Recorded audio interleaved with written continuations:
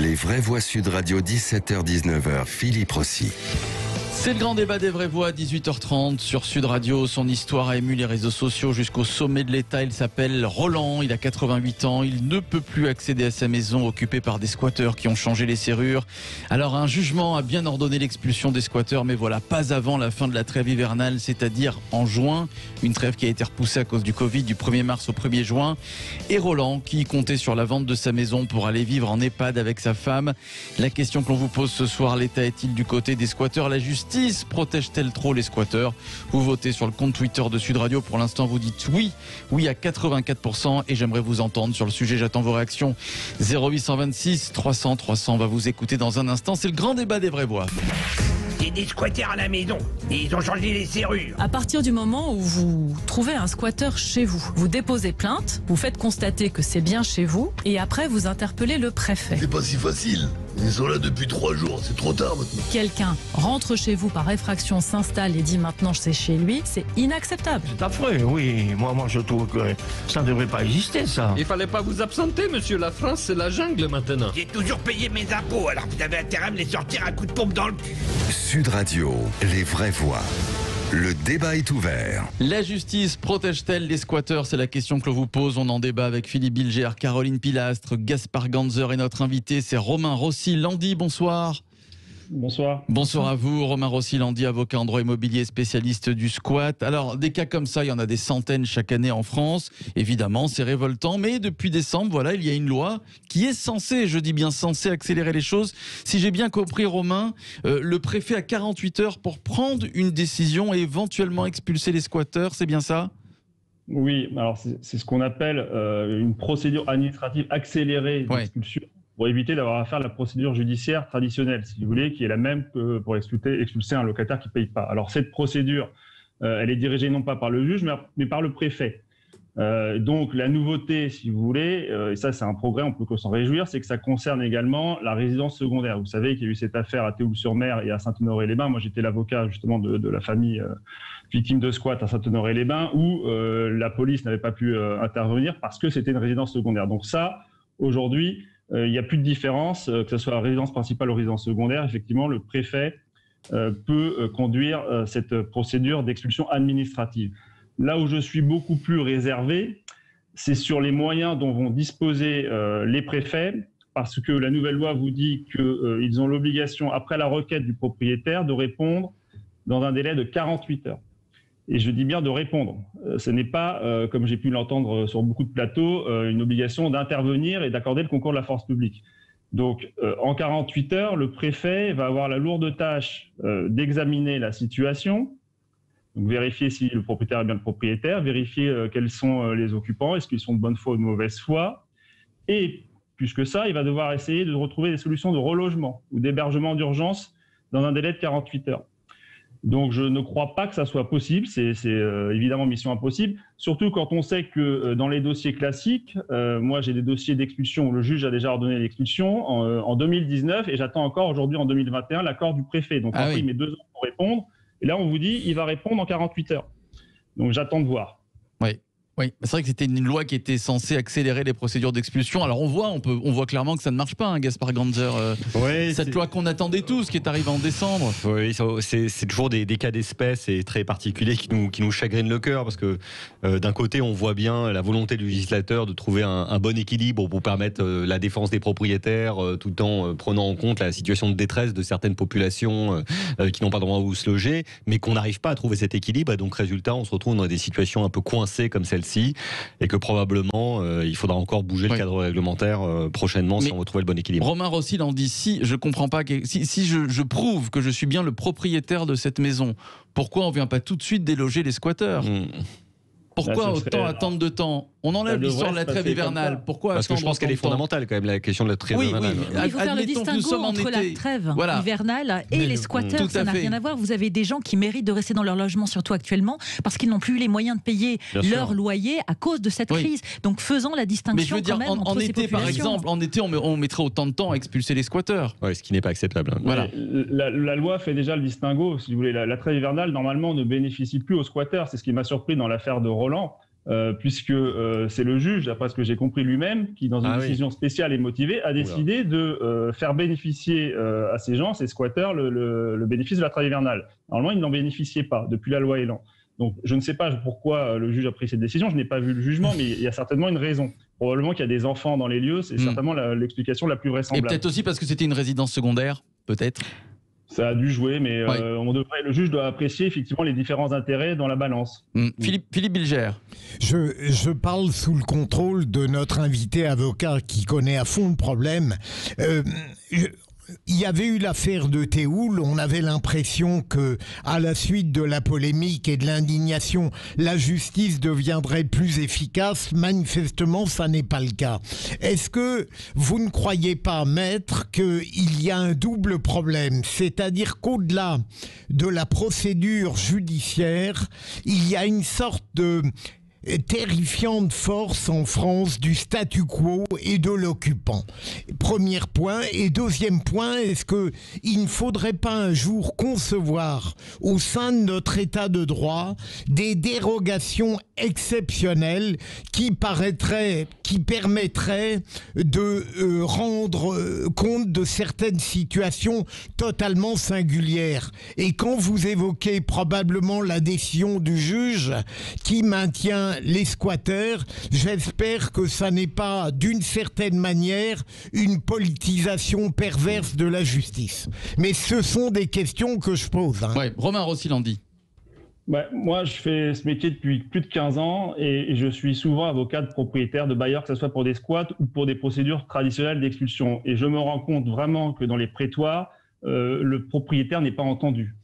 Tout est fait, c'est un constat, c'est pas tout est fait autour de l'occupant. Et la situation du propriétaire est rarement examinée par le juge. Elle ne rentre pas en considération. Et je vous assure que c'est très compliqué parce qu'il y a des enquêtes sociales, etc. Nous, on les découvre à la barre. Et tout d'un coup, on vous dit, on va accorder 36 mois de délai supplémentaire à votre locataire.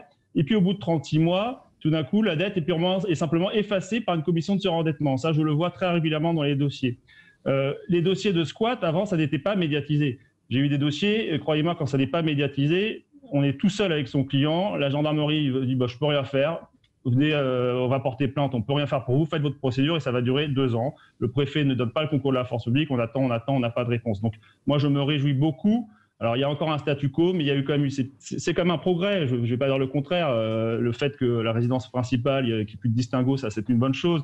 Le fait aussi que maintenant les enfants du propriétaire peuvent aller porter plainte, ce qui était le cas, moi, à Saint-Honoré-les-Bains, ma cliente, elle était dans un EHPAD, elle n'avait pas pu aller porter plainte, et son fils était allé à sa place, et on l'avait envoyé promener en disant non, vous n'êtes pas le propriétaire. Donc ça, il y a eu des évolutions. Mais je crois qu'il y a tout simplement, les préfets n'auront pas les moyens matériels, ils ne les ont déjà pas. Et d'ailleurs, la ministre, l'autre jour, j'ai lu son interview, elle expliquait que pourquoi elle prolonge la trêve hivernale, c'est parce que déjà la trêve hivernale l'année dernière avait déjà été prolongée, elle avait duré 10 mois sur 12 quasiment, et du coup, il y aurait un embouteillage terrible, si vous voulez, si toutes les décisions d'expulsion étaient exécutées en même temps au printemps prochain. Elle a dit elle-même, on n'a pas les moyens d'exécuter ça, on peut pas, on n'a pas les forces de l'ordre nécessaires pour exécuter toutes ces mesures d'expulsion. C'est terrible, c'est terrible. Et alors, mais pendant ce temps, c'est le propriétaire qui paye. Et alors, si jamais le propriétaire a le contrat, les papiers de l'acte de propriété chez lui, alors qu'il y a des squats, comment ça se passe dans ces cas-là? J'imagine qu'il ne peut pas accéder chez lui, il ne peut pas prouver qu'il est propriétaire. Ça s'est vu aussi, ça c'est quelque chose qui vous est demandé. Et donc, le propriétaire, évidemment, n'a pas son acte authentique de vente sur lui. Voilà. Alors, comment on fait dans ces cas-là? C'est compliqué, donc c'est toujours à vous d'aller apporter la preuve que vous êtes bien le propriétaire. Ça, c'est compliqué, ça dépend beaucoup de la personne sur qui vous allez tomber. J'avais eu un cas à Marseille, ils étaient allés porter plainte, cette affaire c'était incroyable. Ah bah non, on ne peut pas prendre votre plainte parce qu'il y a le match Marseille-PSG, on n'a pas les personnels. Résultat, le délai de 48 heures était expiré, il n'y avait plus de flagrant délit. Et du coup, ils ne sont jamais intervenus, ça a duré 2 ans. C'est des cas comme ça qu'on rencontre. Ce qui est inquiétant, monsieur, comme vous le disiez, c'est l'interprétation de certains législateurs face à la loi. On sent qu'ils sont orientés. Cette histoire est scandaleuse. Ce monsieur a 88 ans. Vous vous rendez compte, il va se battre, ça se trouve, jusqu'à la fin de sa vie pour récupérer son bien, le bien de toute une vie qui va certainement être vandalisé. Ces personnes ont changé le contrat d'électricité, ils ont pris un contrat EDF en leur nom, ils ont mis le nez dans ses papiers, dans ses comptes pour vérifier s'il était capable, en étant solvable, de louer un autre logement. Mais qui accepterait ça? Vous avez des locataires qui sont SDF, qui sont obligés de dormir dans leur voiture parce qu'ils ne peuvent plus rentrer dans leur appartement. Donc jusqu'à quand? Vous parliez de médiatisation. Heureusement qu'il y a la médiatisation, heureusement qu'il y a les réseaux sociaux, l'instantanéité de l'actualité. Mais c'est quand même terrible d'en arriver là, sachant que ces situations sont de plus en plus récurrentes et que vous avez aussi certaines associations qui aident les squatteurs parce qu'elles trouvent que c'est injuste que ces personnes soient à la rue. Bien sûr que la précarité, c'est injuste et bien sûr qu'il faut leur retrouver des moyens pour les reloger. Et ça, c'est au préfet et au maire de trouver des solutions. Donc dans les deux cas, c'est une injustice. Mais moi, je serai toujours du côté du propriétaire qui se fait spolier son bien. Ce monsieur a 88 ans. Il voulait retrouver sa femme en EHPAD. Il n'a pas les moyens de payer ses places pour aller en EHPAD. Ouais. Gaspard. Alors, l'État s'est saisi du dossier apparemment, mais qu'est-ce que peut faire l'État Non, mais là, on peut rentrer dans un rôle qu'on connaît moins du côté du préfet. Alors déjà, le préfet décide du concours de la force publique le cas échéant, mais là, on peut peut-être espérer qu'il y ait une forme de médiation qui puisse s'organiser. C'est le job quand même du préfet, du sous-préfet de l'arrondissement, du maire de la ville, d'essayer d'intervenir pour essayer de trouver une solution. Là, on est rentré par la clé de la judiciarisation de la société, parce qu'il y a un conflit qui n'a pas pu trouver de solution. Mais peut-être que d'autres voies sont possibles pour trouver une solution de relogement pour cette famille, si jamais c'est une famille dans une grande précarité avec des enfants, même temporaires. Mais ce n'est pas un propriétaire privé de subir les conséquences de l'extrême précarité d'une famille qui doit être prise en charge par la collectivité et non au détriment du bien d'un propriétaire privé. Maître, on sait qui squatte la maison de Roland, on le sait ça? Non, d'après ce que j'ai compris, ils sont nombreux, ils sont assez nombreux, il y aurait des jeunes, je ne sais pas, et c'est souvent une difficulté. C'est un autre cas, ça, évidemment. C'est que quand on doit faire la procédure judiciaire d'expulsion, il faut avoir un nom à mettre sur une assignation. Si on n'a pas de nom de squatter, on ne peut même pas lancer la procédure. Donc c'est extrêmement compliqué. Moi, j'ai eu des cas où les huissiers, j'ai essayé d'envoyer des huissiers pour qu'ils fassent des sommations interpellatives, c'est-à-dire avoir le nom d'un squatter, et les huissiers avaient peur de se déplacer parce qu'ils se font casser la gueule, excusez-moi l'expression, mais ils ont peur d'y aller. Donc c'est aussi une difficulté concrète et pratique que les propriétaires rencontrent quand ils sont victimes de squat. Et ça, évidemment, il n'y a aucune solution dans les différents textes qu'on nous propose. La justice protège-t-elle les squatteurs? Allez-y, Philippe Bilger, allez-y. À votre avis, maître, on a l'impression que ces problèmes se multiplient depuis quelques mois. Est-ce que c'est exact ou est-ce que ça a toujours existé, à votre avis? Moi, j'ai déjà eu des cas dans le passé de squat. J'en ai toujours vu. Ce n'était pas médiatique à l'époque. C'est ce que j'ai jamais eu l'idée d'ailleurs de les médiatiser. L'affaire de Saint-Honoré-les-Bains, c'est parce qu'il y avait eu l'affaire de Théoul-sur-Mer début septembre. J'ai dit à mon client, quand j'ai vu cette vidéo, vous savez, c'était ces squatteurs qui fanfaronnaient en disant on est chez nous, on connaît nos droits et en plus, estimez-vous heureux, on a désherbé le jardin ou je sais plus quoi. Bon, bref, c'était invraisemblable. Et quand j'ai vu cette vidéo, j'ai dit à mon client, vous savez, moi, je vais mettre 2 ans à expulser ces gens-là. Je vais mettre 2 ans. Par contre, là, je pense qu'on a une perle avec cette vidéo. Si on médiatise, probablement qu'avec la pression médiatique, on va peut-être avoir un résultat plus rapide. Et c'est ce qui s'est passé en une semaine. La préfète de la Nièvre a utilisé l'article 38. C'est la médiatisation qui a changé. Mais c'est terrible d'en arriver là. Et moi, je pense surtout à l'impact physique et psychologique de ce monsieur qui, quoi qu'il en soit, va retrouver sa maison dans un état lamentable et elle va décoter. Donc, ça se trouve, il ne pourra jamais aller en EHPAD et va mourir avant que la procédure ait lieu. Alors, attention, Gaspard Ganzer est arrivé optimiste à 17h. Donc, restons optimistes jusqu'à 19h. On va essayer, mais c'est vrai que cette histoire a un petit côté sordide là. Allez, la justice protège-t-elle les squatteurs? C'est la question que l'on vous pose. J'aimerais avoir votre avis. 0826 300 300. Sud Radio, les vraies voix. Prenez la parole. Anne nous appelle de Paris. Bonsoir Anne. Oui, bonsoir. Bonsoir à vous. Bonsoir. Oui, j'ai suivi cette malheureuse affaire. Malheureusement, il semblerait que ce genre de cas se reproduisent de plus en plus. Et moi, ce qui m'a écœuré surtout, c'est que l'âge de la personne dont on a spolié le bien, mais en plus tout à l'heure on voyait sur Facebook, j'ai vu un petit film où on voyait qu'il y avait des gens qui protestaient contre cette occupation illégale et on voyait un monsieur style avec capuche et tout, un grand gaillard très hargneux. arrogants, mais qui les insultaient, notamment de chacal. Enfin, c'est incroyable. On se demande mais comment des choses pareilles puissent arriver en France, parce que la trêve hivernale, je veux bien, mais pour des gens qui sont dans la loi, qui ont signé un bail ou quelque chose, là, ces gens, sont hors la loi. Ils rentrent dans un bien, ils cassent, ils changent des serrures. La loi ne devrait pas s'appliquer, cette trêve hivernale. On est tous d'accord. Oui. Excusez-moi, je suis tellement émue là, parce que moi, c'est arrivé à un ami à moi il y a déjà quelques années, et c'est vrai que c'est terrible, quoi. Moi, ce que j'espère, c'est que, mais là, grâce aux médias, donc on compte sur vous pour. Mais bien sûr, c'est ce qu'on fait aujourd'hui. Juste une question, Anne, qu'est-ce qui est arrivé comment c'est fini l'histoire de votre ami mais c'était un autre contexte. En fait, c'était il y a quelques années, c'était il y a une dizaine d'années, mais c'était il louait son appartement et c'était une complicité de l'agence immobilière. Alors excusez-moi, mais c'est la vérité. Il y avait un agent dans l'agence immobilière c'était en banlieue, et qui était de mèche avec un faux propriétaire. Enfin, ça avait été rocambolesque. Il avait mis 9 mois pour récupérer son logement, qui était à louer, c'est vrai, et avait des dégâts. Alors, il y en avait eu pour plus de 10 000 euros de dégâts. C'est ça le gros souci. Parce que les dégâts, c'est lui c'est malheureusement le propriétaire qui va devoir. Et comme le dénonçait quelqu'un, je ne sais plus la dame qui parle avec vous. Caroline Pilastre. Voilà, excusez-moi, madame. Eh bien, oui, dans quel état ce pauvre homme va retrouver son bien. C'est ça. Et l'État ne fera. Alors là, c'est honteux. Moi, je trouve que. Non, il faudrait intervenir. Il faudrait que cette trêve hivernale, ça n'a pas de sens avec des gens comme ça. Ce sont des bandits, ce sont des. Merci. C'est terrible, oui, merci. Merci à vous en tout cas, merci pour votre témoignage, ma chère Anne. On va se retrouver dans quelques instants. On va poursuivre le débat avec maître Romain Rossi-Landi, qui reste encore quelques minutes avec nous. Gaspard Ganzer, Caroline Pilastre, Philippe Bilger, et cette question que l'on vous pose: la justice protège-t-elle les squatteurs? Vous dites oui à 82% et vous continuez de voter, et vous nous appelez au 0826 300 300.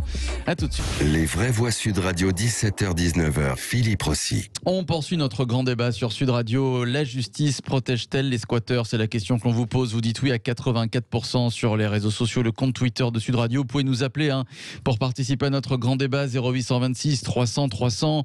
Évidemment, cette affaire qui est médiatisée depuis quelques jours, 48 heures maintenant. Roland, 88 ans, ce Toulousain, sa résidence secondaire, qui comptait la vendre pour avoir une place en EHPAD avec sa femme. Et il y a des squatteurs depuis quelques jours chez lui qui ont changé les serrures.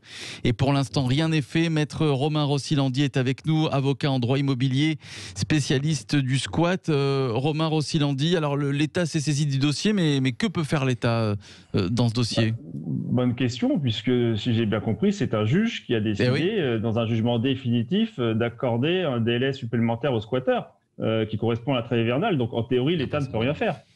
C'est le principe de la séparation des pouvoirs. Bonne question. Ah oui. Si ce n'est appelé le juge, mais bon, vous allez dire. Malheureusement, oui. Alors, combien de temps ça peut prendre, maître Romain Rossi-Landi? On le souhaite que, évidemment, tout s'arrange, comme l'a dit tout à l'heure Gaspard Ganzer, et qu'il y ait une médiation, mais combien ça peut prendre? Plusieurs mois, un an? Au moins jusqu'au 1er juin, puisque la trêve hivernale a été prolongée jusqu'au 1er juin. En théorie, le propriétaire doit, via son huissier, solliciter le concours de la force publique auprès du préfet. Donc j'imagine que là, dans ce dossier-là, il y aura des instructions précises pour que le concours soit accordé très rapidement et que les forces de l'ordre puissent intervenir dès le 1er juin. Mais je ne vois pas d'autre solution. Alors la meilleure solution, ce serait évidemment un accord amiable, vous en parliez, c'est de trouver une solution amiable avec les occupants pour qu'ils partent plus tôt de façon anticipée. Mais ils pourraient très bien ne pas le faire puisqu'ils ont une décision de justice qui les protège. Ça serait un comble. Oui, mais ça se voit. Il y a même des sociétés spécialisées qui se font, qui rachètent, si vous voulez, des biens squattés à bas prix, évidemment, et qui font leur affaire personnelle du départ des squatteurs, donc en les indemnisant. Il y a tout un business qui existe, si vous voulez, pour ce genre de choses. Ça fonctionne bien. Les gens ont tellement peur de la procédure d'expulsion qui va durer 2 ans du parcours du combattant, ils préfèrent se dire, bon, tant pis, je vends à perte, mais au moins je me débarrasse du problème. Ouais. Philippe Bilger, président de l'Institut de la Parole, on a un président avec nous. Vous, président, tiens, Philippe Bilger, parce que Philippe Bilger m'envoie des textos, me dit c'est une honte, c'est révoltant, il n'y a plus d'état de droit. Qu'est-ce que vous feriez, Philippe Bilger ? La question de Sud Radio est pertinente, bien sûr, mais provocatrice. La justice ne protège pas les squatteurs. L'état de droit dans ce domaine est totalement inefficace. Moi, j'ose à peine le dire devant un avocat, mais je pense que devant certaines situations scandaleuses, il faudrait imaginer non seulement des procédures d'urgence, mais quelque chose qui relèverait presque du coup de force légitime. Je veux dire, il n'est pas concevable que notre état de droit, face à des situations désespérées, soit tenu de respecter des principes qui, en définitive, vont préjudicier à la victime. Mais là, je suis le seul à penser cela et j'ai bien conscience, maître, de porter atteinte à votre humanisme. Non, ce qu'on pourrait faire, c'est un référé liberté, vous voyez, comme on le fait pour le renvoi administratif, une sorte de référé accéléré en 48 heures qui pourrait être très efficace, où on aurait un juge qui bosserait la question sérieusement et qui, lui, a toute légitimité pour apprécier la situation et la bonne ou la mauvaise foi. Parce que c'est ça qui me choque, moi, avec cette procédure administrative. Là, c'est l'avocat qui parle, c'est pas l'avocat de propriétaire victime de squat. Le préfet, il n'est pas fait pour ça. C'est pas son boulot d'apprécier la bonne foi. Et donc, je pense qu'on devrait créer une procédure spéciale pour ce genre de violation de domicile, pour ces squats, qui pourrait être très rapide. Je sais pas si vous avez entendu... rapide. Absolument. Oui, et surtout exécution rapide, vous avez raison. Dans l'affaire du Petit Cambodge, ce restaurant qui a été squatté là, récemment en décembre, c'est allé assez vite, la procédure est allée assez vite. Pourquoi ? Parce que c'était le tribunal judiciaire, c'était un local commercial, c'était pas le juge des contentieux de la protection, l'ancien tribunal d'instance qui était compétent. Donc l'audiencement a été rapide et ça s'est réglé en 1 mois et demi, ce qui est relativement acceptable, si vous voulez, à l'échelle de la justice. Donc il faudrait qu'il y ait une procédure, à mon avis, une nouvelle procédure judiciaire, je dis bien judiciaire et pas administrative, qui soit créée pour ce type d'affaires. C'est possible, mais il faut que le législateur s'en empare. C'est moi, mais oui, Gaspard Ganzer. Oui. Non, mais l'affaire du Petit Cambodge était évidemment scandaleuse et la médiatisation et la politisation du dossier permet aussi de l'accélérer. Non, mais ça nous conduit quand même à nous interroger plus largement sur les lois qui sont applicables en matière de logement. Il y a maintenant de très nombreuses années, on a créé ce qu'on appelle le droit opposable au logement, qui est censé quand même offrir une solution à chacun, et ça coûte très cher à la collectivité. Moi, je trouve que c'est légitime. Mais on peut aujourd'hui se loger en France. Il y a des procédures d'urgence qui sont prévues. Il y a évidemment des gens qui se retrouvent à la rue, mais normalement, l'État a trouvé avec les collectivités locales des solutions pour chacun. Donc, le squat qui n'a jamais été légitime est en plus inutile. Donc, derrière cette démarche, il y a souvent de la politisation. Je connais pas le cas d'espèce, je ne sais pas la motivation des gens qui sont là, mais souvent il y a une forme de politisation, une stratégie du rapport de force qui retombe sur des propriétaires privés, et ça c'est pas acceptable. Oui. Maître, quel est le profil puisque vous avez eu plusieurs dossiers de squat, quel est le profil de ceux qui squattent ces maisons ? En général, je ne vais pas vous dire le contraire, c'est quand même des gens qui sont dans une très grande difficulté. Faut pas croire que ce sont des gens qui viennent par plaisir squatter chez les autres, hein, ça je suis pas dupe. En revanche, dans l'affaire que j'avais eue à Saint-Honoré-les-Bains, manifestement, c'était des professionnels. Ils étaient parfaitement renseignés et c'était leur mode de vie. En fait, ils fonctionnent comme ça. Ils allaient de squat en squat. Et eux, ils avaient quand même quelques ressources. Ils auraient pu être logés, à mon avis, dans un logement social. Normalement, ils avaient fait un autre choix. Ce qui est terrible, ce que vous dites est tout à fait vrai. Moi qui plaide des dossiers d'expulsion, malheureusement, c'est pas ce que je préfère, mais j'en ai quand même beaucoup plaidé. J'en viens même parfois à conclure devant le juge qui sont d'accord avec moi en disant, vous savez, monsieur, votre logement social que vous attendez depuis 7 ou 8 ans, si le juge ordonne votre expulsion, vous allez l'obtenir, votre logement social. Et c'est terrible, mais c'est comme ça que ça se passe. C'est qu'ils deviennent prioritaires à partir du moment où ils deviennent immédiatement expulsables, ils deviennent prioritaires et ils obtiennent leur logement social. On en vient à plaider des dossiers comme ça. Si vous voulez, de votre chaîne, on les plaide comme ça, les dossiers aujourd'hui. C'est terrible. Il y a un vrai problème de fond, hein, c'est le problème du logement. Allez, mais on a tous des droits et des devoirs, on nous demande de respecter la loi. Ça, c'est totalement immoral. Hein. C'est vraiment s'accaparer le bien d'autrui.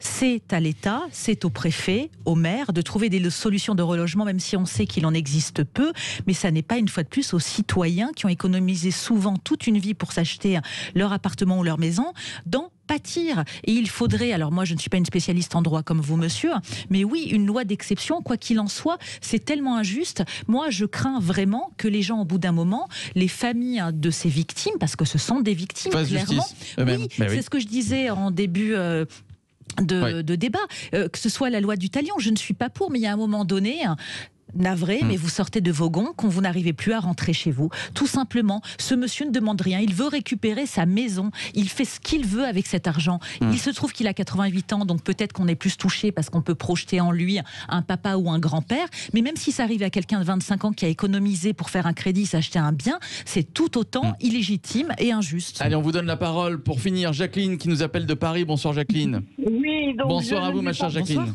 Bonsoir à tous. Je voulais vous dire qu'il y a un problème moral et un problème économique, un problème juridique, vous les avez tous abordés. Je suggérerais simplement que l'État permette à ce monsieur d'aller s'installer immédiatement auprès de sa femme dans les l'EHPAD et qu'on règle les problèmes juridiques et autres d'ici le 31 mai. Voilà. Vous avez raison. Très bonne idée. Qu'on permette à ce monsieur d'aller près de sa femme très très vite. Vous avez raison. Vous avez raison. Merci pour votre dernier mot, ma chère Jacqueline. Merci à vous, Romain Rossi-Landy, avocat en droit immobilier, spécialiste du squat, et Jean-Marie